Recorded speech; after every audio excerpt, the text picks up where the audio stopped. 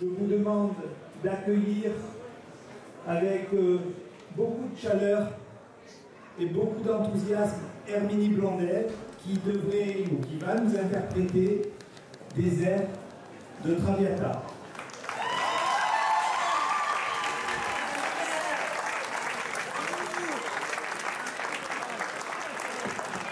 Dans un instant, vous allez entendre Herminie chanter ici pour la première fois.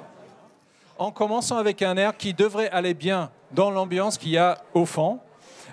Un air qui s'appelle Libiamo, dont il est question de boire et de faire la fête, parce que pour Violetta, il n'y a que le plaisir de vrai à ce moment-là de l'opéra. Je vous invite à applaudir de nouveau Herminie Blondet, l'orchestre d'Opéra Biarritz, avec l'Octuor, le Quatuor Arnaga et les musiciens de l'ensemble orchestral de Biarritz.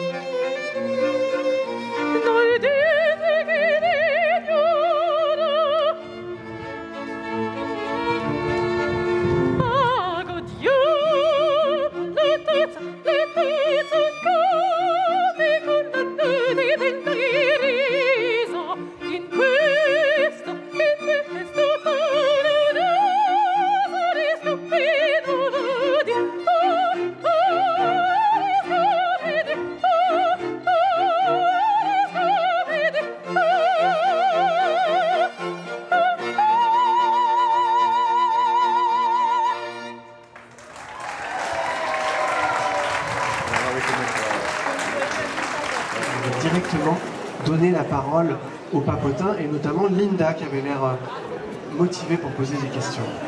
Depuis quand tu chantes?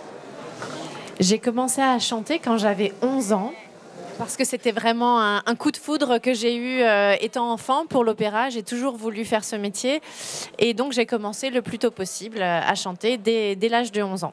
Pourquoi tu fais ce métier-là? Ce métier, c'est avant tout le partage des émotions à travers la musique.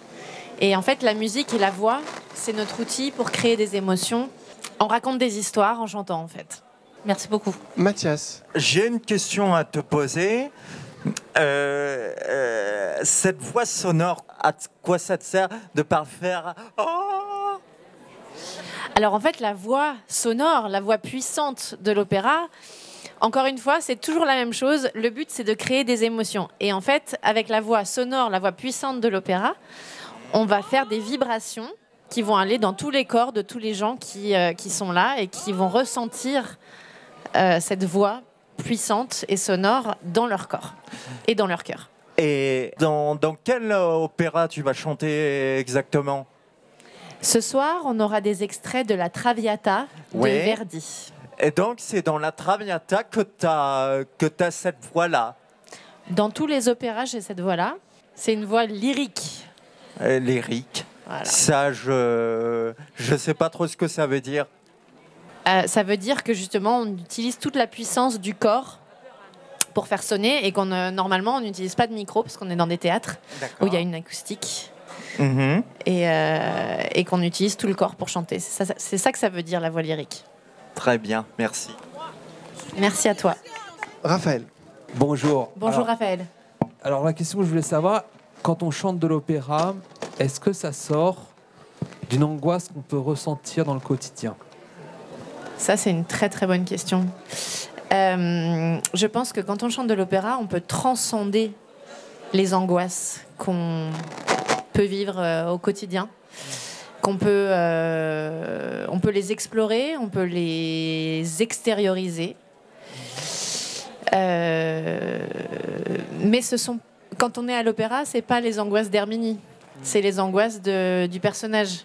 Donc ça permet d'avoir un peu de distance. On peut les explorer, on peut les vivre, on peut voir un peu jusqu'où on peut aller, quelles sont les limites. Mais on a aussi, au-delà des angoisses, on a aussi énormément de joie et de bonheur. Parce que, en fait, c'est un massage interne de chanter. Ouais, c'est ça. Moi, le chant, j'adore ça. J'adore chanter. Je trouve en chantant, ça rend toujours heureux quelque part quand on chante. Voilà. Merci à vous. Merci. Tu es chanteur de percu jam. Oui, je suis chanteur de percu jam. Bah, oui, en fait, je suis batteur, chanteur, violoniste et chanteur. On fait pas mal de tournées et voilà. Ouais. J'irai regarder. Merci. Merci à vous. Est-ce que Bilali serait prêt à poser des questions? Notre nouvelle recrue dans la rédaction. Est-ce que monter vers tracteur vert? Mon oncle a un tracteur vert. Ouais. Et j'ai déjà eu le droit de le conduire d'ailleurs. Ouais. Mais en général, c'est pas une très bonne idée. Ouais. Merci, dame. Merci à vous. Isabelle, Akli, est-ce qu'on passerait le micro à Akli, s'il vous plaît? Est-ce que tu as perdu tes parents? Non, mes parents sont toujours là. J'ai la chance d'avoir mes deux parents. Est-ce que tes parents sont toujours là? Ouais. Tu as de la chance. Oui, j'ai la chance d'avoir mes deux parents. Ma maman est américaine et mon papa est français. Tu sais que tu as eu des enfants? Oui, j'ai 2 enfants. Le plus grand, il a 6 ans et demi et le petit, il a 4 ans. Est-ce qu'ils sont handicapés? Non, ils sont pas handicapés. Ils sont normaux. Ça n'a rien à voir avec être... Non, ils sont pas normaux, mais personne n'est normal. Hein. Ils sont bien. Ouais, ils sont bien. Ils sont en bonne santé. Ils sont en bonne santé. Tu sais que tu aimes les blagues de Toto? Vas-y, fais-moi une blague de Toto, j'adore. Devine qu'est-ce qui est gros, qui monte et qui descend? Un cachalot dans un ascenseur. Un cachalot dans un ascenseur. Elle est très bien celle-là, je la garde. Oui. Étienne n'a pas pris la parole. Bonjour Étienne.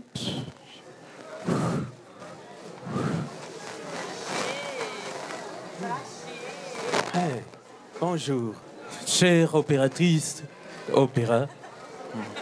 Ouais, je l'ai vu plein dans tes yeux.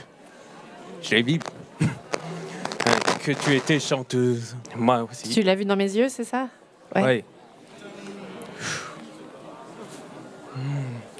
Hey, tu savais que j'ai chanté plein de chansons en tant que concert, dans le concert de Paris. Oui, on m'a dit que tu avais chanté un air de Scarlatti dans l'église à côté. Le visage expressif, c'est important pour l'opéra. Est-ce que c'est important? C'est une excellente question. À l'opéra, on raconte des histoires. C'est du théâtre avec de la musique. Et donc oui, le visage expressif, c'est quelque chose qui va permettre de faire passer les émotions au même titre que la voix. Et donc, dans un opéra, par exemple dans la Traviata, il y a plein d'expressions différentes sur le visage, vous allez le voir. Parce qu'au départ, il y a l'amour, la joie, l'envie de liberté, la détermination, la tristesse, la passion, la résignation. Il y a beaucoup d'émotions et d'expressions qu'on va donner à travers le visage et à travers les yeux. Moi, c'est ce que je ressens, c'est l'amour envers les chanteurs comme vous. Merci. Qu'est-ce que vous voulez faire quand vous êtes petite? Je voulais être chanteuse d'opéra. Mes parents m'ont emmenée voir la flûte enchantée quand j'avais 5 ans. Et ça a été un bouleversement et j'ai dit, c'est ça que je veux faire. Et c'est ce que je fais. Ah, ainsi. Voilà. l'histoire de ma vie. Merci Étienne. Merci Étienne. Et Victoria? Je sais pas. Alors, elle voulait d'abord vous dire qu'elle vous trouve très belle. Merci beaucoup. Oui. Et puis ensuite, on nous a dit que vous étiez soprane. Donc, Vicky. Soprane. Oui, je suis soprano. Je sais pas. Et donc, est-ce que vous connaissez le chanteur soprano? Et oui, mais c'est pas le même genre de soprano. Dans les voix lyriques, les voix d'opéra, il y a une classification de la plus aiguë à la plus grave. La soprano, c'est la voix la plus aiguë. Après, il y a la mezzo-soprano. Ensuite, chez les hommes, il y a les ténors, les barytons et les basses. Et moi, je suis soprano. Donc, les voix aiguës de femmes. Merci beaucoup, Victoria. Kevin a une question. Bonjour. Bonjour, Kevin. Pardon. Comment vous travaillez votre voix pendant d'heures par jour? Alors, il y a un travail technique, vraiment purement technique, d'à peu près 1h30, 2 heures tous les jours, avec un jour de pause par semaine. Et puis après, il y a donc on fait des vocalises, on chante, on travaille pour avoir des aigus plus libres, ou des graves plus sonores, ou plus d'homogénéité dans la voix. Ça, c'est vraiment le travail de technique vocale. Et puis après, chanteur d'opéra, c'est pas juste ça. C'est aussi apprendre les partitions, c'est travailler sur les textes, c'est travailler sur le théâtre, c'est travailler la musique, c'est faire de la communication et c'est faire de la recherche d'emploi. Donc c'est un métier qui couvre de très très très nombreux champs et c'est passionnant. Voilà. Hermie Blondel, je vous remercie. Merci beaucoup. L'interview touche à sa fin. On a avec nous Balthazar qui s'exprime souvent autrement que par la parole. Bonjour Balthazar. Balthazar est un pianiste qui joue toutes sortes de choses, mais il joue très bien Beethoven.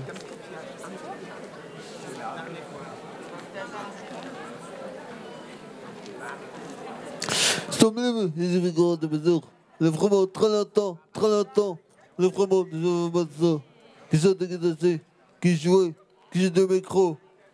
Balthazar, tout à l'heure je vous ai entendu jouer un petit peu de piano. Vous voulez jouer un petit peu de piano ?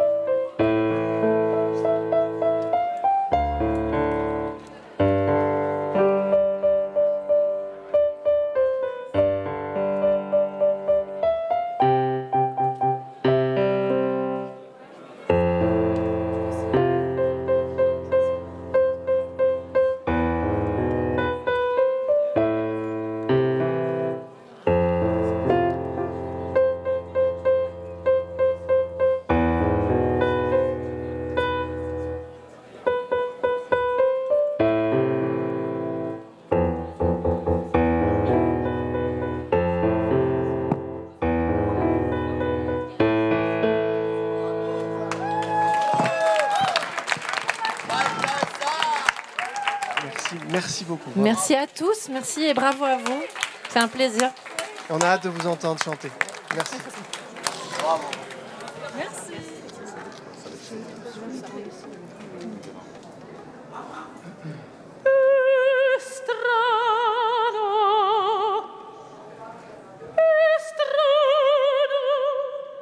In cuore scolpito quegli